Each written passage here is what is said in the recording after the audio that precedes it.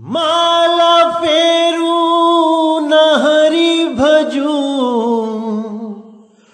मुख से कहूँ न राम।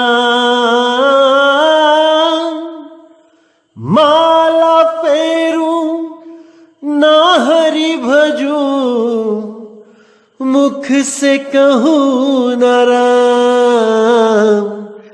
मेरा हरि मुझे भजे, मैं पाऊं विश्राम।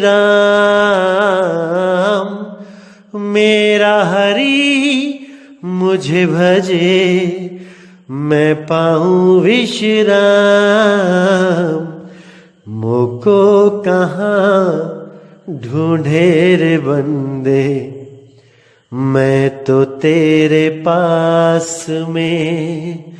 मोको कहाँ ढूंढे रे बंदे, मैं तो तेरे पास में। खोजी होए तुरंत मिल जाऊं, एक पल की तलाश में। खोजी हो तुरंत मिल जाऊं, एक पल की तलाश में। मोको कहाँ ढूंढे रे बंदे, मैं तो तेरे पास में। मोको कहाँ ढूंढे रे बंदे, मैं तो तेरे पास में। नमस्कार मेरे प्यारे भाइयों, मेरे परमात्मा के प्यारे जीव हंसों।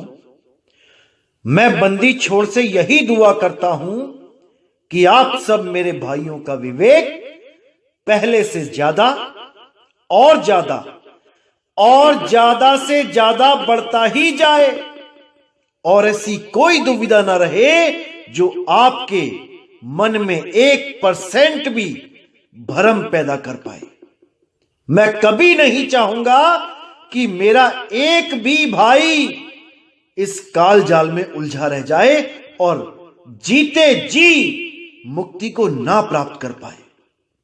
मैं हमेशा मालिक से यही अरदास करूंगा कि सबके सब मेरे भाई जीते जी मुक्ति को अनुभव कर सकें।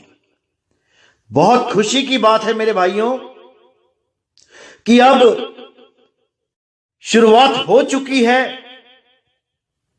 मेरे भाई मुझे फोन करके अपना अनुभव बताने लगे हैं, और जो उन्हें अनुभव हो रहे हैं वो बिल्कुल सटीक हैं।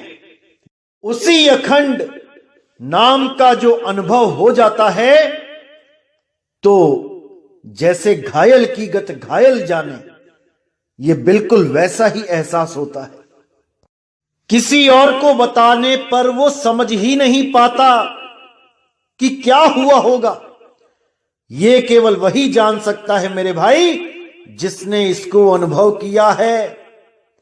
जैसे आपको कभी बिजली का झटका लगा ही नहीं तो कोई आके आपको कितना ही बोलता रहे कि इस तार को हाथ मत लगाना, करंट लग जाएगा, करंट लग जाएगा बहुत तेज, लेकिन आप उसको समझ ही नहीं पाते कि कैसा होता है करंट, कैसा झटका लगता है।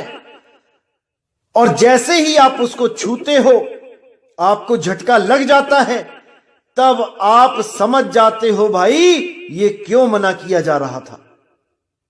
इसलिए अनुभव बहुत जरूरी है। हम जितने भी सत्संग करते हैं इनमें वाणियां इसलिए दिखाते हैं ताकि आपको रास्ता चुनने में तकलीफ ना हो, कोई भ्रम ना हो कि जिस रास्ते पे आपको ले जाया जा रहा है वो सही है या गलत। इसका निर्णय आप वाणी देखकर कर सको। कुछ लोगों को बहुत प्रॉब्लम है हम लोगों से, स्पेशली मुझसे, कि ये वाणियां संतों की ले लेके सत्संग करते हैं। ये वाणियां क्यों लेते हैं, ये अपना अनुभव क्यों नहीं बताते। तो मेरे भाई मैं आप लोग को बताना चाहूंगा कि जो सत्संग मैंने किए हैं आज तक, अगर मैं बिना वाणी दिखाए बोलता होता तो आप ही लोग मुझे बार बार पूछते कि जो तुम बात कर रहे हो इसका प्रमाण क्या है। आप ही लोग पूछते, कोई बेगाना नहीं पूछता। इसीलिए मैंने ये वाणियों के प्रमाण पहले से ही ले लिए, ताकि जितने भी ये फालतू बोलने वाले हैं इनकी बोलती स्वयं ही बंद हो जाए, ये खुद ही शांत हो जाएं और आपको कोई भी भ्रमित ना कर पाए, क्योंकि वाणी का सबूत आपके सामने रख दिया गया है। ये मैं घर से लिख के लेके नहीं आता, ये वाणियां पहले से ही बंदी छोड़ने लिखवा रखी हैं, क्योंकि इस गुप्त पंथ को उजागर होने में ये वाणियां ही सबसे बड़े सहायक होंगी और हो भी रही हैं। आप सब मेरे भाई इन वाणियों को समझ समझ के ही तो जाग रहे हो। अगर ये वाणियां मैं ना दिखाऊं तो कोई मेरी बातों पे यकीन नहीं करता। मैं बोलता श्वासों का जाप मत करो और आप कहते नहीं। कबीर साहब ने तो बोला है, प्रमाण दो कि कहां पे मना किया है। तो भाई फिर भी तो मुझे वाणियां ही दिखानी पड़ती, इसलिए मैंने वो काम पहले ही कर दिया है ताकि आप लोगों को कोई परेशानी ना रहे और हर चीज को आप भली भांति समझते जाओ। एक एक चीज को आप क्लियर करते जाओ कि कहां पे इन काल दूतों ने आपको उलझा के रखा हुआ था।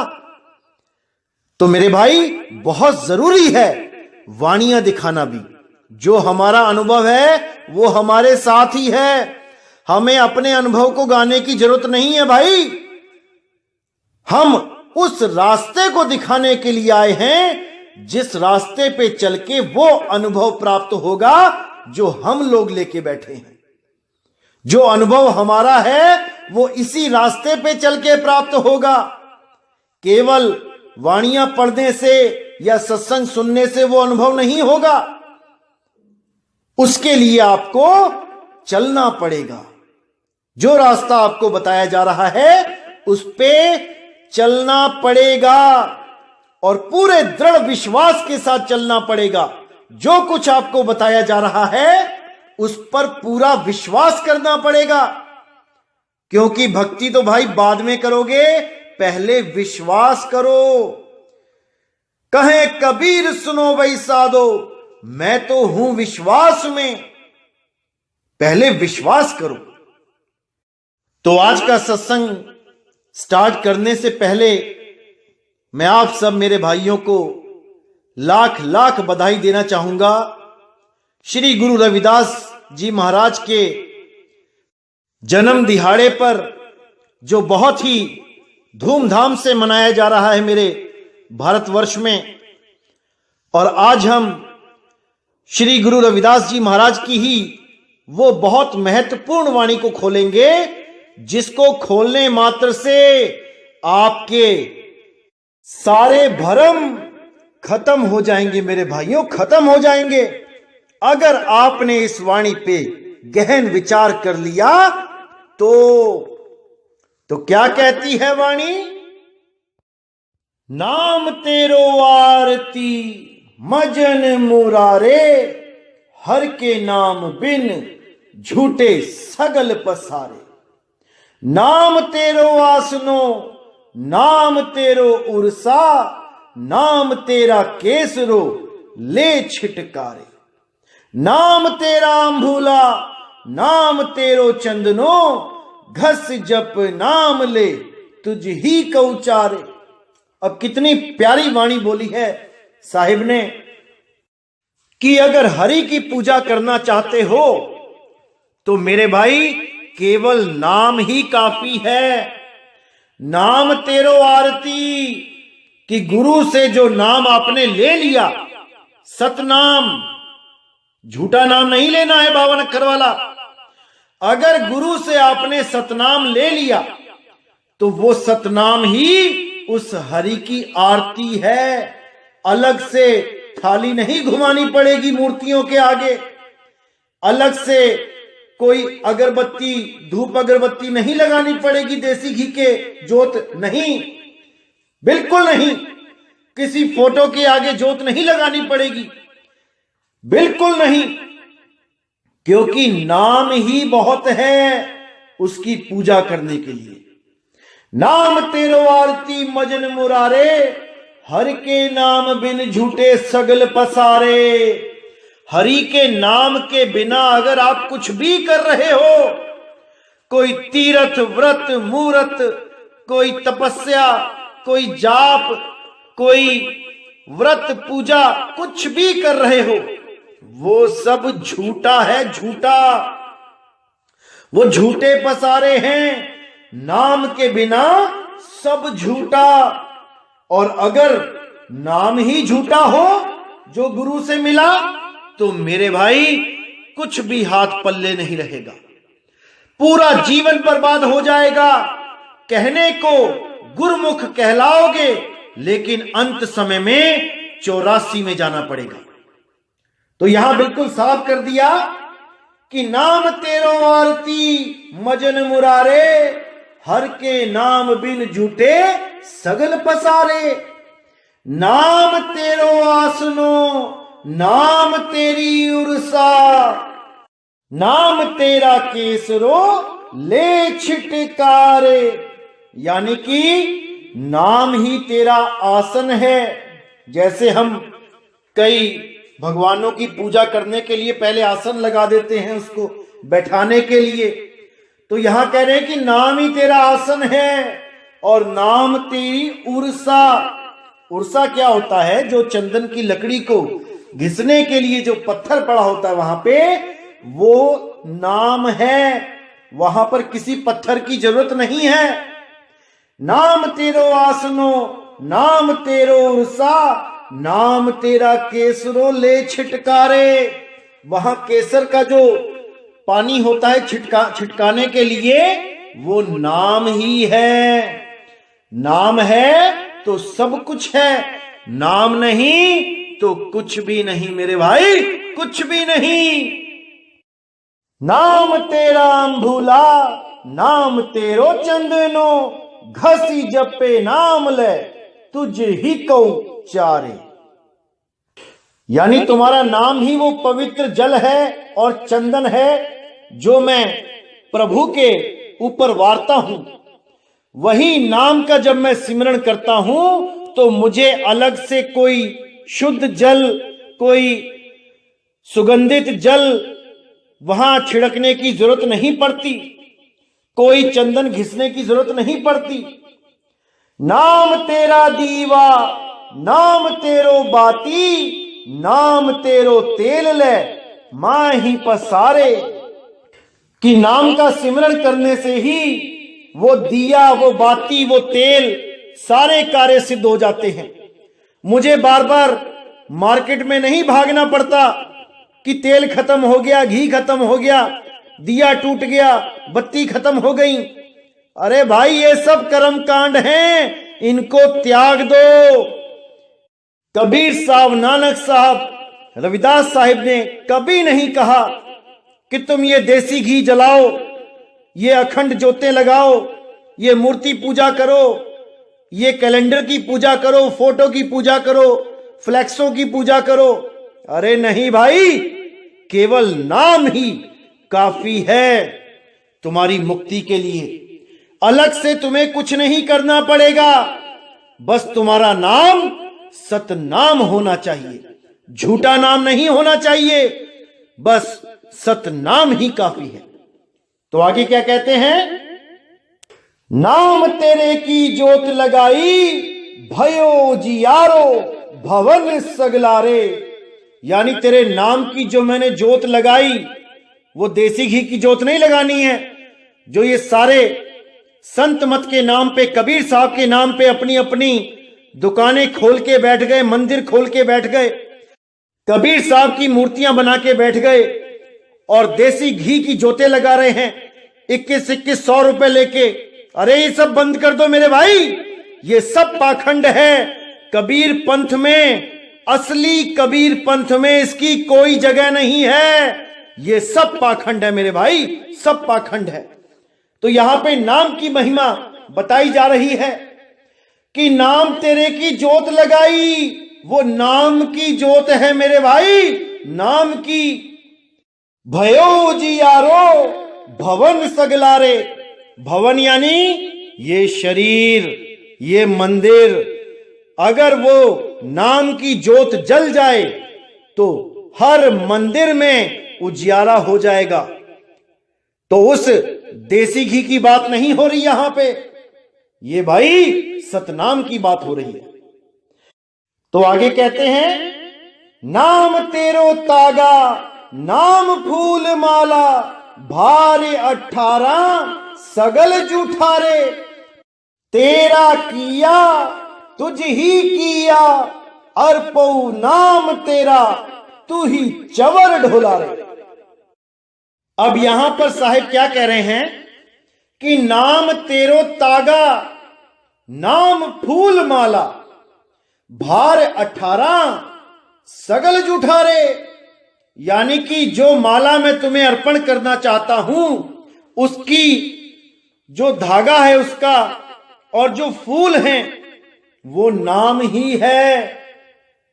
अलग से कोई फूल माला लाके तुम्हारे ऊपर अर्पण करने की जरूरत नहीं है। और भार 18 सगल जूठारे, अगर नाम नहीं है तो भार 18, भार यानी वेट, भार वजन किसका? 18 पुराण का। कि अगर तुम्हारे पास नाम नहीं है तो 18 पुराण क्यों ना पढ़ लो, केवल भार ही है वो, इससे ज्यादा कुछ नहीं। जैसे सर्वानंद बैल पे वेद पुराण गीता भागवत सब उठा के शास्त्रार्थ करने के लिए घूमता रहता था, लोगों को चैलेंज देता रहता था, लेकिन नाम नहीं था उसके पास, उसको नाम का ज्ञान नहीं था, वो भेद नहीं पता था। इसलिए कबीर साहब के पास जब वो चैलेंज करके पहुंचा तो वहां पे वो हार गया, वरना वो सर्वाजीत हो जाता। सर्वानंद ब्राह्मण से सर्वाजीत हो जाता। अगर वो कबीर साहब से ना हारता तो उसके पास क्या था? केवल भार था, ग्रंथों का भार, लेकिन उसके पास उस अखंड नाम का, उस विदेह नाम का ज्ञान नहीं था। तो आगे कहते हैं, तेरा किया तुझ ही क्या अर्पऊं, नाम तेरा तू ही चवर ढोलारे, यानी जो कुछ तुमने बनाया है उसको तुम पे ही कैसे अर्पण करूं? जो तुमने ही बनाया है उसको तुम्हारे ही ऊपर कैसे अर्पण करूं? जो चीज तुमने ही मुझे दी है वो मैं तुम्हें लौटा के कैसे दूं? आज हम सोचते हैं कि मैं मंदिर गया, मैंने इतने पैसे चढ़ाए, ये लंगर चला रहा हूं, मैंने इतना दान दिया, लोगों को खिलाया। अरे भाई, कहां से लेके आए थे? यही मिला तुम्हें और उसने तुम पर दया करी, इसलिए तुम कमाने लायक हुए। अगर तुम्हारे दोनों हाथ ही बचपन में खराब हो जाते, दोनों पैर खराब हो जाते, आंखों से अंधे हो जाते, तब तुम क्या करते? तो जो कुछ किया उसने किया, तुम्हारा तो केवल नाम हो रहा है। इसलिए कहीं भी सेवा करो, बिल्कुल भाव नहीं आना चाहिए मन में कि मैं सेवा कर रहा हूं। वो सेवा जीरो हो जाती है, जीरो। ऐसा भाव लाओ कि मालिक तेरा ही दिया हुआ है और तेरे ही जीवों पे अर्पण कर रहा हूं। तेरे पे अर्पण नहीं कर सकता, तेरे जीवों पे अर्पण कर रहा हूं। शुक्र मालिक, तूने मुझे ये मौका दिया कि मैं तुम्हारे जीवों की सेवा कर सकूं। तो आगे कहते हैं, नाम तेरा तू ही चवर ढोलारे, जो तुम्हारे ऊपर मैं चवर करूंगा वो नाम ही है। अलग से चंवर करने की जरूरत नहीं होगी। जैसे आपने देखा है बहुत से लोग ग्रंथों के ऊपर चंवर करते हैं, कुछ लोग अपने गुरुओं के ऊपर चंवर करते हैं, जीवित गुरु के ऊपर करते हैं, तो अच्छी बात है। लोग ग्रंथों के ऊपर चंवर करते हैं और बाणी भी यही पढ़ते हैं, फिर भी नहीं समझ में आ रहा कि भैया नाम ही चंवर है, अलग से चंवर करने की जरूरत नहीं है। आगे कहते हैं 10 8 68 चारे खानी इह वर्तनी है सगल संसारे। अब यहां पे क्या है 10 8 68। 10 यानी 10 इंद्रियां, 8 यानी 5 तत्व और 3 गुण, 68 यानी हमारे जो तीर्थ हैं, ये सारे जीव इसी 10 8 और 68 में उलझे पड़े हैं, जो उस नाम को नहीं जानते। चारों खानी के जीव इसी 10 8 और 68 में फंसे हुए हैं। जिनमें बुद्धि विचार नहीं है वो 10 और 8 में उलझे हैं। जैसे 84 के जीव 10 इंद्रियों में, 5 तत्व 3 गुणों में उलझे पड़े हैं, वो 68 में नहीं उलझते। यानी वो तीर्थ यात्राएं नहीं करते, वो पूजा पाठ नहीं करते। लेकिन जो मनुष्य रूपी प्राणी है ये 10 8 में तो उलझा ही है, 68 का मटका और अपने सिर पे रख लेता है भार। तो ये चारों खानियों के जीव के बारे में बताया गया कि 10 8 68 चारे खानी इह वर्तनी है सगल संसारे। कहे रविदास नाम तेरी आरती सत्य नाम है हरि भोग तुम्हारे। अब यहां पर रविदास जी महाराज ने जो छाप लगाई है, इस छाप पर भी अगर आप विचार कर लो तब भी आपको सतनाम का इशारा हो जाएगा। क्या बोलते हैं साहिब? कहे रविदास नाम तेरी आरती, कि तेरी आरती वो नाम ही है। और कौन सा नाम? सत्य नाम है हरि भोग तुम्हारे, कि जो तुम्हारा प्रसाद है, जो हरि भोग है, वो ही सतनाम है। ओम सोहम सतनाम नहीं है। ओम सोहम काल का नाम है, अक्षर पुरुष का नाम है, परमात्मा का नाम नहीं है, नहीं है, नहीं है। इसको अच्छी तरह समझ लो मेरे भाइयों, क्योंकि सतनाम ही वो परमात्मा का नाम है जो अति गुप्त है, जिसको खोलने के लिए इस 13वें पंथ को उजागर करने की बात करी थी कबीर साहब ने, जिसके लिए बोला था घर घर होगा बोध विचारा। किसका बोध विचार होगा? सत्य नाम का, सत्य नाम का। सत्य नाम ही वो नाम है जिसके द्वारा आप इस भव सागर को पार कर सकते हो। अरे सत्य नाम को सिमर के तर गए पतित अनेक, ते ही कारण नहीं छोड़िए सत्य नाम की टेक, सत्य नाम की टेक। सत्य नाम से दूर नहीं होना है, सत्य नाम है सार। बूझो संत विवेक करी और उतरो भवजल पार, सतगुरु का उपदेश यही। अरे ये सतगुरु का उपदेश है कि सत्य नाम ही सार है, उसके अलावा सब असार है, मिथ्या है, झूठ है, पाखंड है मेरे भाई, पाखंड है। इसी चीज को अन्य संतों की वाणी में भी बताया गया, लेकिन वहां पे थोड़ा सा अलग इशारा दिया गया। वहां नाम को श्वेत बोला गया कि श्वेत सिंहासन, श्वेत चवर, श्वेत ही फूल, श्वेत ही थाली, श्वेत ही बाती, श्वेत ही सब कुछ।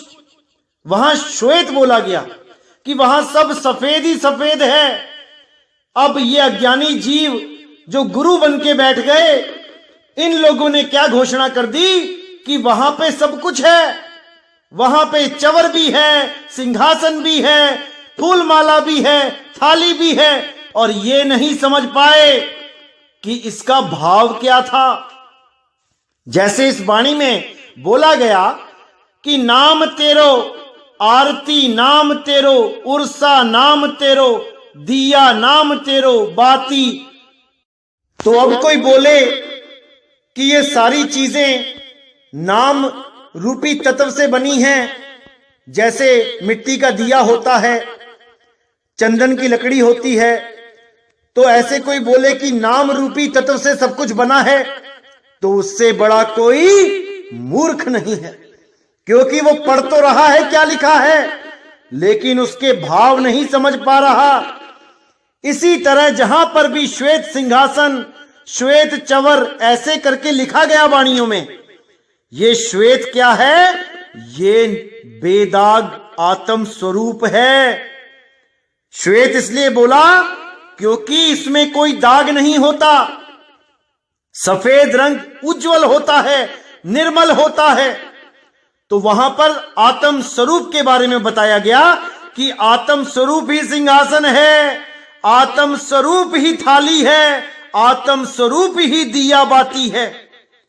उसी आत्म स्वरूप को यहां पे नाम करके बताया गया कि नाम ही तेरा दिया है, नाम ही तेरी बाती है, नाम ही तेरा चवर है, नाम ही सिंहासन है। तो ये वाणियों के भावों को ये काल के दूत नहीं समझ पाते और जीवों को उलझाने के लिए ताना बाना बुन देते हैं। लेकिन आप चिंता मत करें मेरे भाइयों, ये काल के दूत जितने शातिर हैं, परमात्मा के हंस इनसे 4 कदम आगे हैं। बंदी छोड़ ने ऐसा विवेक देके भेजा होता है कि कोई भी काल का जाल हो वो उसे काट देते हैं, पल भर में काट देते हैं, और अन्य जीवों का विवेक इतना जागृत कर देते हैं कि वो जीव भी समर्थ हो जाते हैं उस काल के जाल को तोड़ने में। तो मेरे भाई बिल्कुल चिंता मत करना, आपका ये भाई आ चुका है आप सबकी मदद करने के लिए। आप बिल्कुल चिंता मत करना, बस एक एक चीज को अच्छी तरह समझते जाना, बस। और मैं कुछ नहीं कहूंगा आपसे। अपने आप इतना सामर्थ्य आ जाएगा आप लोगों में कि मेरी भी जरूरत नहीं पड़ेगी। आप खुद इतने सामर्थ्यवान हो जाओगे कि आप स्वयं नीर शीर का निबेड़ा करने लग जाओगे, 100% करने लग जाओगे मेरे भाइयों। विश्वास करो, विश्वास करो अपने इस भाई पे।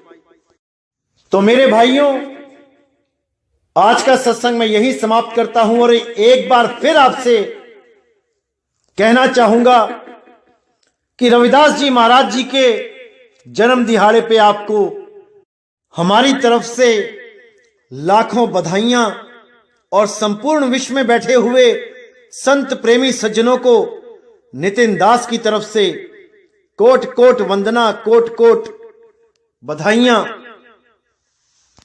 संतों के आशीर्वाद से आप सब मेरे भाइयों का जीवन सफल हो जाए, मेरी बस यही अरदास रहेगी सब संतों के चरणों में। तो इसी के साथ मेरे भाइयों मुझे विदा करें।